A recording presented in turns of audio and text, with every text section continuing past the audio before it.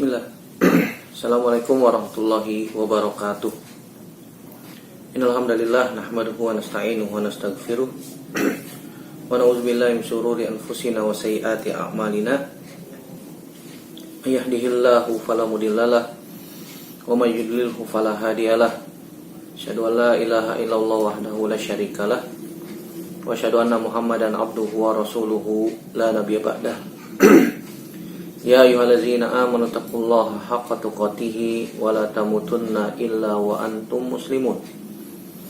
Amma ba'du, fa inna asdaqal hadiits kitabullah wa khairal hadi hadi Muhammadin sallallahu alaihi wasallam wa syarrul umuri muhdatsatuha wa kullu muhdatsatin bid'ah wa kullu bid'atin dhalalah wa kullu dhalalatin finnar. Ayuhal ikhwah, ajanallahu ayyakum ajmain. Alhamdulillah, kita bersyukur kepada Allah Subhanahu wa taala kembali dipertemukan dalam media ini untuk melanjutkan pelajaran kita dari kitab Ad-Durus Al-Yaumiyah. Kita masuk pelajaran yang ke-85. Adabul majlisi wal mujalasati. Adab duduk di dalam majlis. Adab-adab duduk di dalam majlis. Ketahuilah saudaraku rahimani wa iyyakum ajmain, duduk di dalam majelis merupakan sesuatu yang dijadikan kebiasaan oleh Nabi SAW bermajelis bersama para sahabat. Di dalam majelis tersebut Nabi SAW menyampaikan ilmu wahyu dari Allah Subhanahu wa taala. Yang mana Nabi SAW menyampaikan ilmu tersebut di dalam masjid biasanya ya. Di dalam masjid untuk menyampaikan ilmu yang Allah Subhanahu wa taala berikan melalui Nabi sallallahu alaihi wasallam. Oleh karena itu, ketika kita duduk di dalam majelis, di dalam masjid, maka kita harus memperhatikan adab-adab. Memperhatikan adab-adab ketika duduk di dalam majelis. Maka ketika kita di dalam masjid atau di dalam majelis harus memperhatikan adab-adab dan sunnah-sunnah yang sepatutnya dijaga oleh kaum muslimin, dan ini merupakan adab di antara adab-adab Islam yang diajarkan oleh Nabi sallallahu alaihi wasallam. Di antara adab-adab di dalam majelis yang harus kita perhatikan adalah yang pertama adalah sebaik-baik majelis adalah yang paling luas. Yang paling luas. Ya, disunahkan kita untuk tausiatul majlis, memperluas tempat duduk. Artinya tempat duduk yang luas sehingga bisa menampung orang yang banyak. Sebagaimana kata Nabi sallallahu alaihi wasallam dari hadis Abu Sa'id Al-Khudri radhiyallahu taala anhu, beliau mengatakan, Nabi SAW bersabda, khairul majalisi awsa'uha. Akhrajahu Abu Daud wa sahhahahu Al-Albani fil Mishkah. Kata Nabi SAW, khairul majalisi awsa'uha. Sebaik-baik majelis, sebaik-baik tempat duduk adalah yang paling luas. Kenapa? Karena bisa menampung manusia yang banyak, sehingga kesempatan manusia atau saudara kita untuk duduk di dalam majelis tersebut terbuka lebar, semua orang bisa hadir dan seterusnya. Ustadz, kalau misalnya di rumah gimana? Boleh tidak? Ya, kalau misalnya rumahnya luas, bisa menampung manusia banyak, tidak ada masalah. Tidak ada masalah. Tetapi yang lebih utama tentu saja di masjid. Tentu saja yang lebih utama di masjid. Kalau misalnya di rumah untuk belajar, misalnya belajar ya yang tidak membutuhkan orang banyak, belajar khusus privat atau apa, di rumah boleh tidak? Jawabannya boleh saja ya, boleh saja. Yang penting ada tempat untuk majelis tersebut ada tempat untuk orang belajar ya, dibolehkan ya. Wallahu a'lam bishawab. Jadi sebaik-baik tempat majelis adalah yang paling luas. Yang kedua, adab yang harus kita perhatikan adalah ketika kita di dalam majelis dan tempat duduk ngobrol yang ada di jalan-jalan, itu sebutnya juga majelis. Disebutnya juga majelis, tempat-tempat duduk. Maka ketika kita duduk-duduk di jalan, maka kita wajib memberikan hak jalan. Di antara hak jalan yang pertama adalah ghaddul basar. Ghaddul basar artinya menundukkan pandangan. Yang kedua, kaful adza, yaitu menyingkirkan gangguan. Yang ketiga, raddus salam. Yang ketiga itu menjawab salam. Yang keempat, al-amru bil ma'ruf wan nahyu anil munkar, yaitu mengajak orang untuk berbuat baik dan mencegah orang agar tidak melakukan kemungkaran. Sebagaimana hadis Abu Sa'id Al-Khudri radhiyallahu taala anhu yang diriwayatkan oleh Imam Muslim, bahwasanya Nabi SAW mengatakan, iyyakum wal julusa fit turuqat. Hendaknya kalian meninggalkan duduk-duduk di pinggir-pinggir jalan. Terkadang kita melihat orang-orang duduk di pinggir jalan gak ada manfaat. Kalau duduk-duduk di pinggir jalan ada manfaat, membicarakan masalah ilmu gak ada masalah. Tapi kalau cuma ngobrol-ngobrol di pinggir jalan, bahkan mengganggu orang lewat, ini tentu saja dilarang. Makanya Nabi katakan, iyyakum wal julusa bit turuqat. Iyyakum wal julusa fit turuqat. Hendaknya kalian meninggalkan duduk-duduk di jalanan. Kemudian para sahabat bertanya, ya Rasulullah, ma lana buddun min majalisina natahaddatsu fiha. Wahai Rasulullah, itu tempat kita berbincang-bincang. Biasa kita berbincang-bincang di jalan, di pinggir-pinggir jalan. Tidak ada tempat untuk berbincang-bincang kecuali di sana. Kemudian kata Nabi SAW, fa idza abaitum illa al-majlis fa'atu tariqa haqqahu. Kalau kalian tidak memiliki tempat majlis ataupun tidak ada tempat duduk-duduk yang lain kecuali di pinggir-pinggir jalan tersebut, maka kata Nabi SAW, fa'atu tariqa haqqahu, maka berikan hak jalan. Maka berikan hak jalan. Qalu wa ma haqqahu, kemudian para sahabat bertanya, apa hak-hak jalan? Kata Nabi SAW, ghaddul basar wa kaful adza wa raddus salam wal amru bil ma'ruf wan nahyu anil munkar. Akhrajahu Muslim. Di antara hak jalan adalah menundukkan pandangan, menyingkirkan gangguan, menjawab salam, mengajak orang untuk kebaikan, dan mencegah manusia dari melakukan kemungkaran. Ini hak jalan. Kalau kita berada di pinggir-pinggir jalan sedang ngobrol, membicarakan tentang sebuah permasalahan, nggak ada masalah. Tapi jangan dijadikan kebiasaan, ini kebiasaan buruk. Apalagi jalan sempit. Sempit. Di situ dia ngobrol, bahkan gelar tikar, bahkan dia makan-makan di situ. Subhanallah, jalanan, tempat orang lewat, mengganggu orang yang lewat, menutup jalan, mengganggu jalan. Ini bisa mendapatkan dosa. Apalagi kalau misalnya yang lewat tidak ridho, maka si orang-orang yang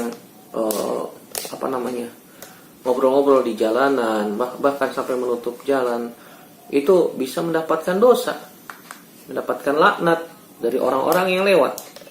Setiap orang yang lewat maka dia melaknat, ini kok makan-makan di jalan, ini kok ngobrol-ngobrol di jalan, bahkan menutup jalan. Ini bisa mendapatkan laknat dari orang yang lewat. Bayangkan kalau orang yang lewat 10 orang dilaknat dari 10 orang itu. Kalau yang lewat 100 orang, subhanallah, ini namanya dosa jariyah. Dosa jariyah. Maka hendaknya kita memperhatikan hal tersebut. Jangan sampai jalan itu bukannya diperluas malah dipersempit. Dipersempit dengan atribut-atribut milik kita sendiri.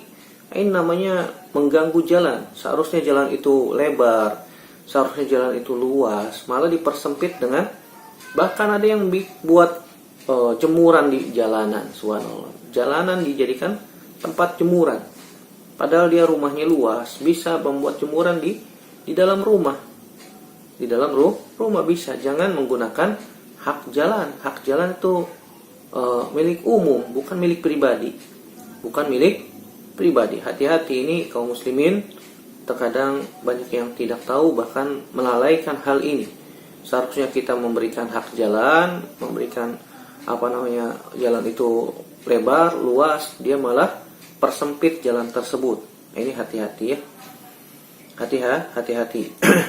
Hak-hak jalan disebutkan oleh Nabi SAW ada 4 dalam hadis ini, yaitu yang pertama ghadul basar, itu menundukkan pandangan. Kalau kita sedang duduk-duduk ada wanita lewat, maka hendaknya menundukkan pandangan. Jangan malah menggoda, mengganggu orang lewat.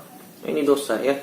Wa kaful adza, itu menyingkirkan gangguan. Tadi sudah kita sebutkan. Seharusnya kita menyingkirkan gangguan di jalan, jangan malah membuat gangguan di jalan, bahkan menutup jalan, bahkan membuat jalan itu menjadi sempit. Subhanallah. Ini malah mendapatkan dosa, dosa. Niatnya baik untuk penghijauan, Ustaz.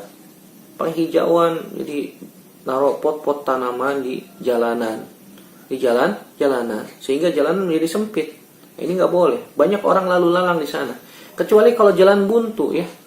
Jalan buntu nggak ada orang lagi di situ, nggak ada orang lewat, jarang di pojok jalan buntu. Kalau misalnya jalan buntu tidak ada orang lalu lalang di sana, nggak ada masalah. Tapi kalau masih ada orang lalu lalang di situ, orang banyak lewat, orang ada yang lewat di situ, dia meletakkan atribut-atribut atau banyak tanaman di sana, menjadikan jalanan menjadi sempit. Nah, ini dilarang di dalam Islam, tidak diperbolehkan.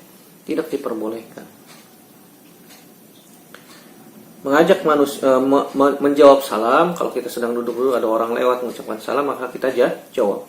Waalaikumsalam warahmatullahi wabarakatuh. Kita jawab. Kalau mereka tidak mengucapkan salam, ya tidak perlu jawab karena mereka tidak mengucapkan salam. Mengajak manusia kepada yang baik. Kalau sudah waktunya sholat, kita tutup pembicaraan tersebut, langsung menuju masjid. Mengajak orang untuk ke masjid, ini merupakan amal jariyah. Kalau misalnya orang tersebut yang diajak benar-benar mau sholat di masjid, maka dia mendapatkan pahala orang tersebut. Man da'a ila huda falahu ajruha wa ajru man amila biha wa la yanqusu min ujurihim syai'a ila yaumil qiyamah.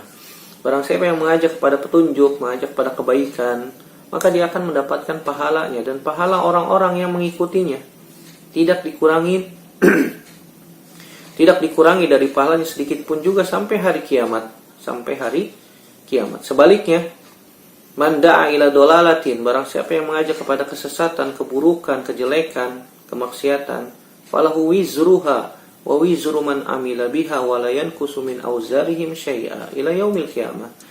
Barang siapa yang mengajak kepada keburukan, kesesatan, kemaksiatan, maka dia akan mendapatkan dosanya. Dan dosa orang yang mengikutinya tidak akan dikurangi dosanya sedikit pun juga sampai hari kiamat. Maka ini diperhatikan. Jadi kalau misalnya kita sedang duduk-duduk ada majelis di pinggir-pinggir jalan, maka memberikan hak jalan. Yang ketiga, adab majelis, di antara yang harus kita perhatikan adalah memilih teman yang baik.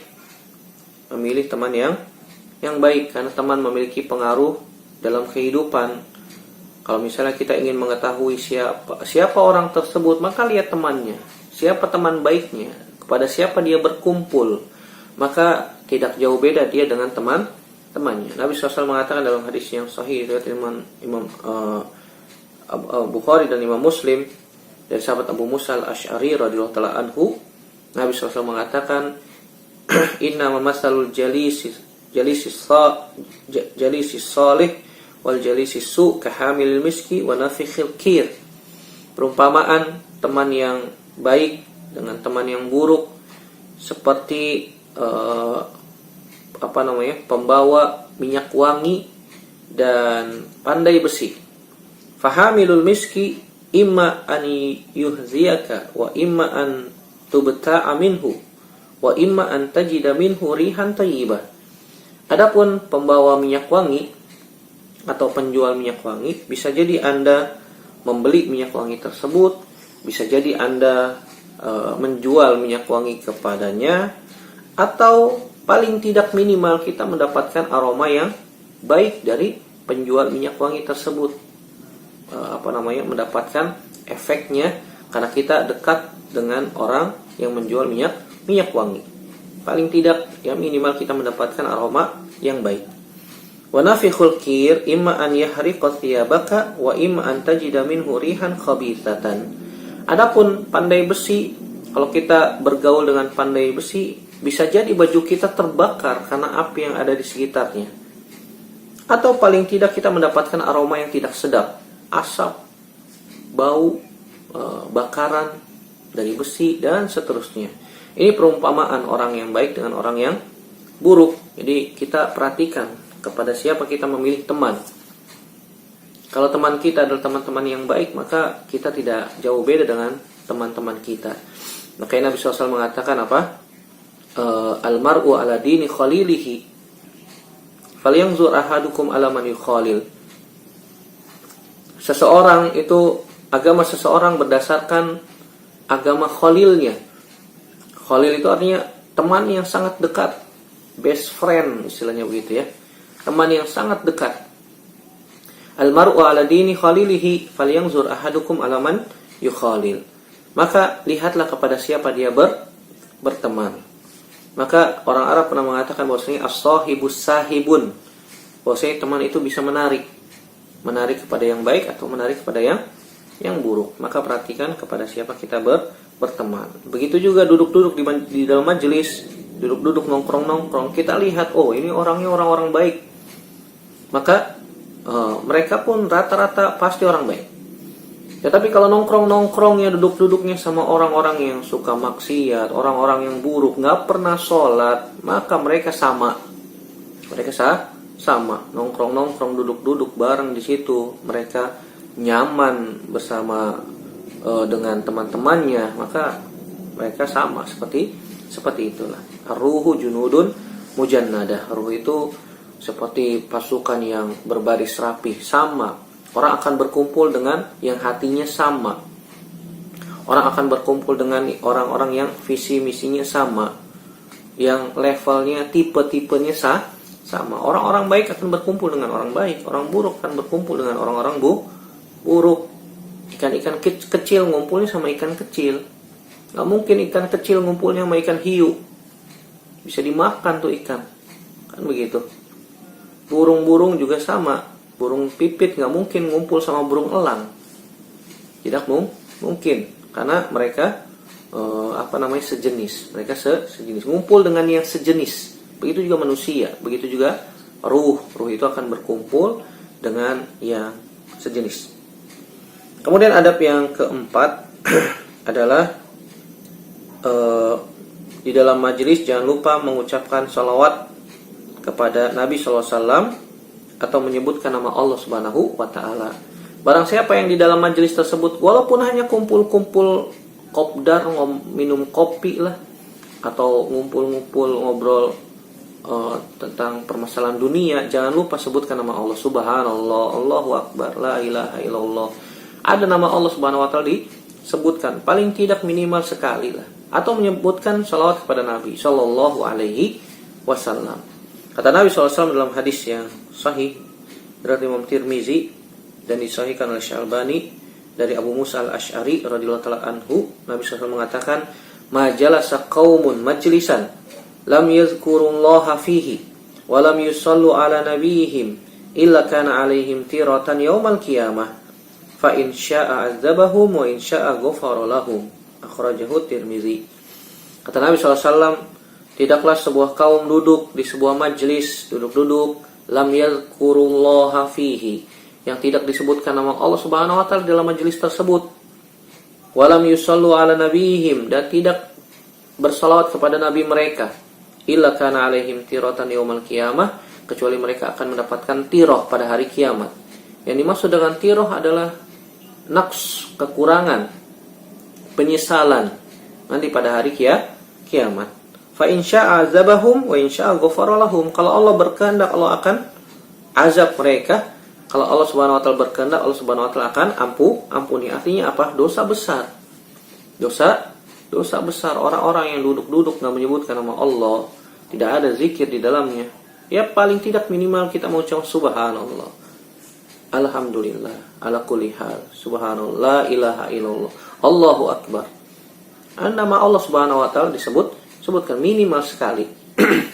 Atau tidak menyebutkan salawat kepada Nabi sallallahu alaihi wasallam, maka majelis tersebut adalah majelis yang kekurangan nanti pada hari kiamat, artinya menjadi penyesalan bagi orang-orang yang ada dalam majelis tersebut. Maka diperhatikan ketika kita duduk-duduk bersama teman-teman, walaupun hanya duduk-duduk sekedar minum kopi, ngobrol-ngobrol biasa, maka jangan lupa menyebutkan nama Allah Subhanahu wa taala atau bersalawat kepada Nabi sallallahu alaihi wasallam. Kemudian adab yang kelima yaitu tafassahu, bergeser ketika merapat ketika majelis tersebut penuh sesak. Merapat supaya teman-teman kita mendapatkan tempat di dalam majelis tersebut. Sebagaimana firman Allah Subhanahu wa taala dalam surat Al-Mujadilah ayat 11. Allah katakan, ya ayyuhalladzina amanu idza qila lakum tafassahu fil majalisi fafsahu yafsahillahu lakum.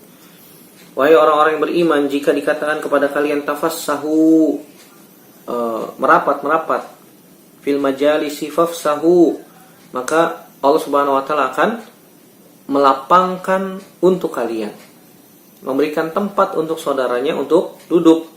Tafassahu, berlapang-lapanglah, artinya apa? Merapat. Berikan tempat untuk saudara kita juga untuk duduk. Kalau tempat tersebut atau majelis tersebut sangat penuh sesak, maka hendaknya kita merapat agar saudara kita mendapatkan kesempatan juga untuk duduk bersama kita.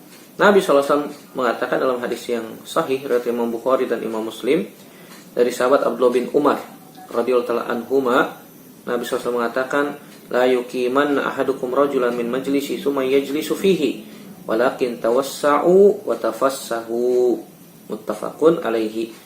La yuqimanna ahadukum rajulan, tidak boleh seseorang membuat orang lain bangun dari tempat duduknya, tsumma yajlisu fihi, kemudian dia duduk di situ. Ada saudaranya mengatakan, tuh ada yang panggil tuh. Dia duduk di situ, padahal tempat itu adalah hak saudaranya yang tadi. Walakin tawassa'u wa tafassahu, tetapi hendaknya dia mencoba untuk maaf akhi, afwan akhi, geser dikit dong, geser dikit agar bisa duduk. Jangan temannya bangun dia malah duduk di tempat saudaranya tersebut. Ini nggak boleh ya, tidak boleh. Maka diperhatikan seperti itu. Tapi katakanlah geser sedikit, mohon maaf, boleh saya duduk di samping sini? Boleh, silakan. Yang keenam, adab yang harus diperhatikan adalah jika ada orang yang duduk di sebuah majelis, kemudian dia ada hajat, bangun, kemudian dia kembali lagi, maka dia yang berhak duduk di situ. Ustadz, kita kan nggak tahu yang duduk di sini siapa aja.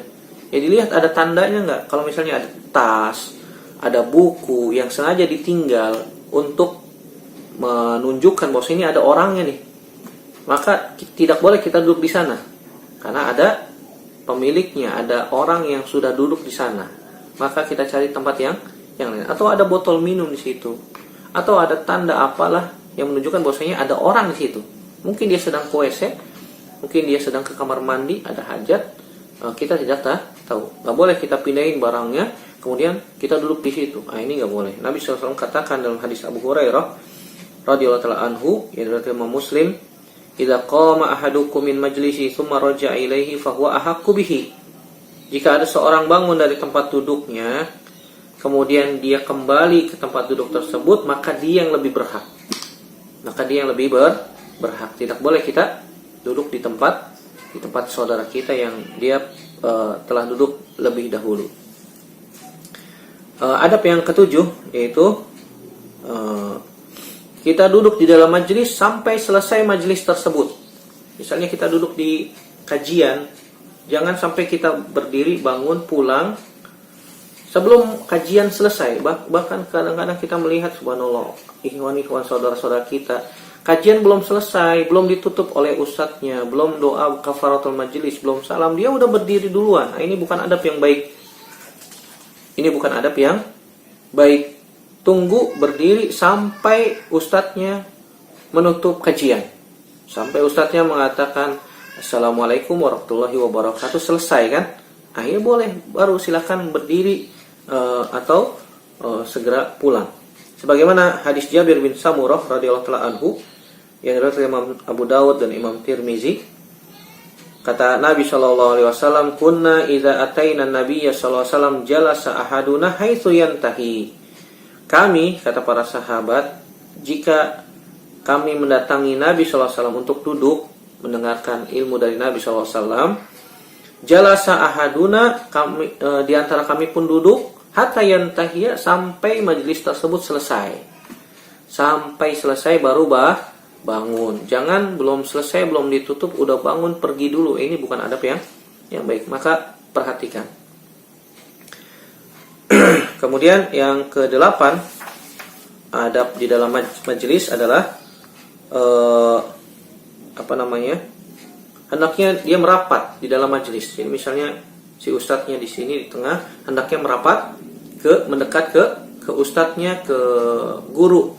Jangan berpencar-pencar, bahkan sampai ada yang mencari tembok-tembok untuk bersandar, bahkan mungkin tidur di situ. Apalagi tempatnya AC, angin sepoi-sepoi, nyaman, karpet tebal, sudah. Cari tembok, bersandar, akhirnya apa? Bukannya ngaji malah tidur. Berdasarkan hadis Jabir bin Samurah radhiyallahu taala anhu, beliau mengatakan, dakhala Rasulullah sallallahu alaihi wasallam al-masjida wa hum hilakun. Nabi SAW pernah masuk ke dalam masjid sedangkan manusia hilakun, ada halakoh. Artinya berpencar-pencar.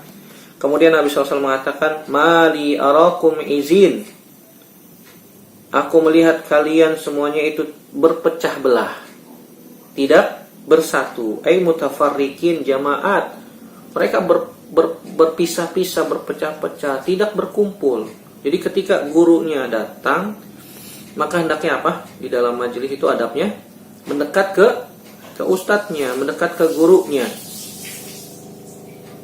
Ya, ini merupakan adab ketika di dalam majelis. Ketika ustadznya datang, maka hendaknya mendekat ke ustadznya atau dia merapat ke depan. Jangan berpencar-pencar, jangan masing-masing duduk di tempatnya masing-masing, ya. Hendaknya mendekat ke ustadznya, merapat.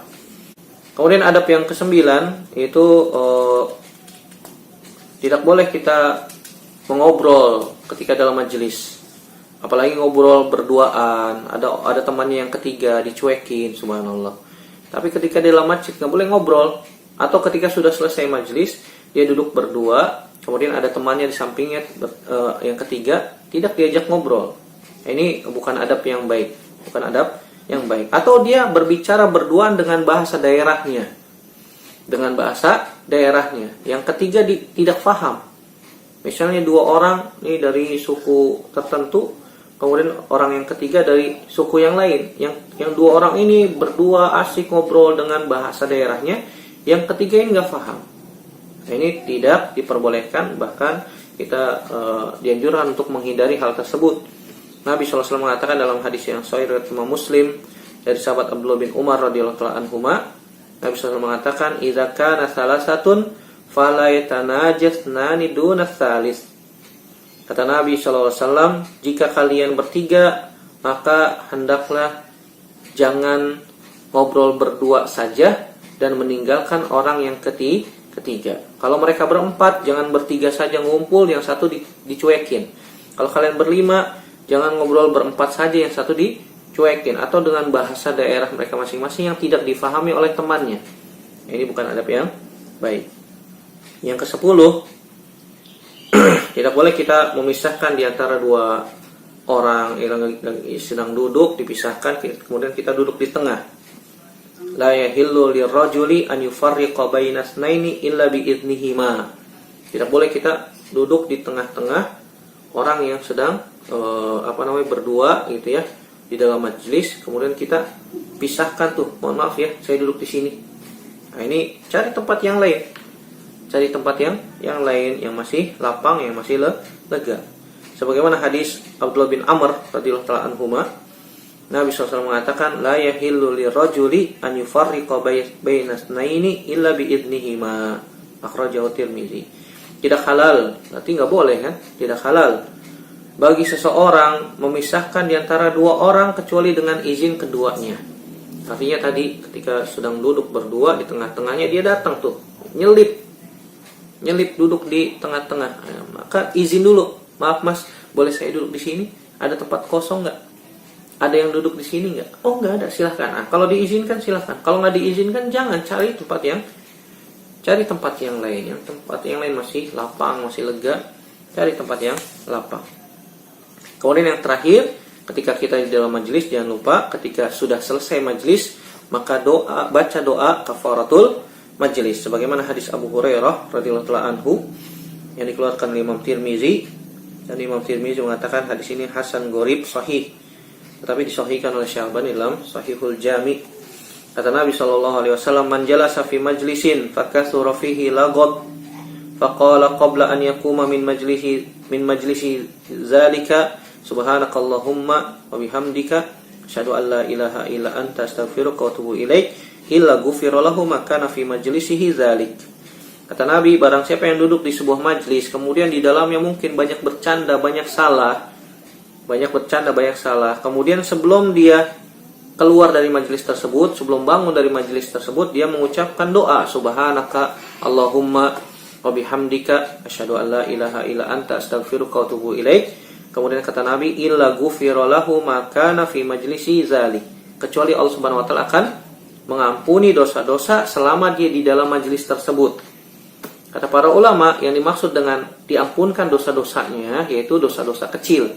Ketika di dalam majelis mungkin kita pernah bercanda, menyakiti hati orang tanpa kita sadari, atau mungkin juga pernah ghibah ataupun yang lain, maka hendaknya selesai di dalam majelis tersebut kita membaca doa kafaratul majelis. Maka kita harapkan setelah membaca kafaratul majelis tersebut, Allah Subhanahu wa taala akan ampuni dosa-dosa kita selama kita di dalam majelis tersebut, yaitu dosa-dosa kecil. Wallahu taala alam bisawab. Ini adab-adab yang harus kita perhatikan ketika di dalam majelis. Hendaknya kita memperhatikan adab-adab tersebut dan hendaknya kita mempraktekkan adab-adab yang tadi sudah kita sebutkan. Semoga Allah Subhanahu wa taala memudahkan kita untuk mempraktekannya, dan semoga Allah Subhanahu wa taala kembali mengumpulkan kita semua sebagaimana kita berkumpul di dalam majelis ilmu. Allah Subhanahu wa taala kembali kumpulkan kita di dalam surganya tanpa hisab dan tanpa azab. Amin ya rabbal alamin. Kita tutup. Semoga bermanfaat. Subhanakallahumma wa bihamdika asyhadu an la ilaha illa anta astaghfiruka wa atubu ilaik. Wassalamualaikum warahmatullahi wabarakatuh.